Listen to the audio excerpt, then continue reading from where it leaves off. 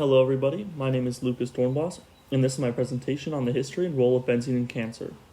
Specifically, I will mostly talk about the history of evaluating benzene as a carcinogen, but also talk about one major way benzene does induce cancer.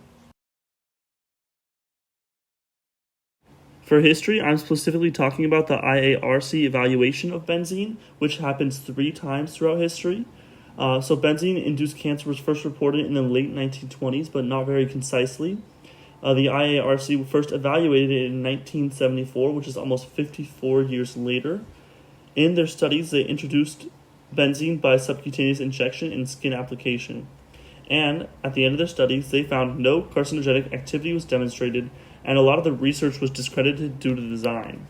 Scientists during this time were also heavily debating on the validity of mice and rat models to accurately represent humans, which made many of the initial experiments wanting to be rejected even if some results were found. This evidence was rejected because the proof of carcinogenicity manifested in Zimbel glands, which are vestigial organs not present in humans but present in rats. In 1982, the IARC decided to evaluate benzene again. This time, they tested rats by intragastric administration and inhalation exposure, as well as skin application in mice and oral doses. Inhalation of benzene in rats and mice led to anemia, lymphocytopenia, and bone marrow hyperplasia. The conclusion was sufficient evidence that benzene is carcinogenic to man, but there only existed limited evidence of carcinogenicity in experimental animals. This was the IARC's way to conclude that benzene was carcinogenic, but more studies had to be done in order to confirm to what extent. The IARC had its last evaluation in 1987, where evidence of carcinogenicity was considered sufficient for humans and animals. For humans, the evidence was increased leukemia in workers that worked in conditions containing high amounts of benzene. In rats and mice, oral administration led to neoplasms in multiple sites of the body. Mice that were exposed to benzene through inhalation tended to develop lymphoid neoplasms. However, skin application and subcutaneous injection did not provide any evidence of carcinogenicity. One weird but interesting result not shown was that when benzene was introduced through intraperitoneal injection, the incidence of lung adenomas increased in males. Since 1987, benzene has now been attributed to multiple forms of cancer, including multiple myeloma, lung cancer, non-Hodgkin's lymphoma, and acute myeloid leukemia, to just name a few.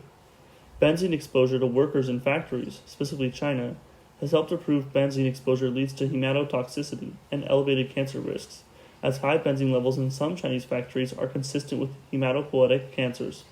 One example of why these factories are good evidence to prove benzene levels are correlated to cancer, let's look at the average benzene in the air in parts per million.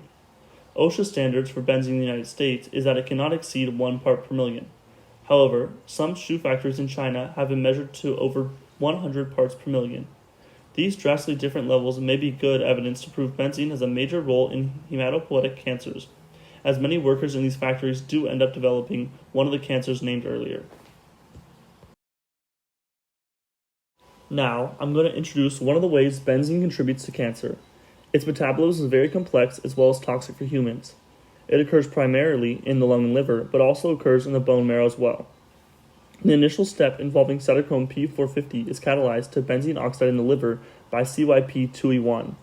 CYP2F1 and CYP2A13 are both active in the lung and help to metabolize benzene to benzene oxide there. Then, benzene oxide is spontaneously rearranged to phenol, and the rest is hydrolyzed to catechol and 1,2-benzoquinone. It can also interact with glutathione to produce S-phenylmercaptoric acid instead. Phenol is further metabolized to hydroquinone and 1,4-benzoquinone. Hydroquinone is then converted to the very reactive metabolite 1,2,4-benzotriol via CYP2E1 catalysis. Semiquinone radicals and quinones produced in bone marrow are highly toxic and bind there, generating oxygen-free radicals.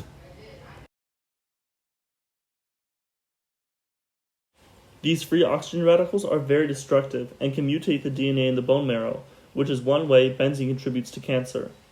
Enzymes that block the generation of these free oxygen radicals, like BQ detoxifying enzyme and NADPH quinone oxidoreductase 1, have shown to protect humans from benzene toxicity and mice from benzene-induced myelodysplasia. This shows that the free oxygen radicals do have a big factor in benzene causing cancer, and all of this results from benzene metabolism. In the end, there are many ways that benzene can cause cancer, but I only had the time and was interested in highlighting this major pathway.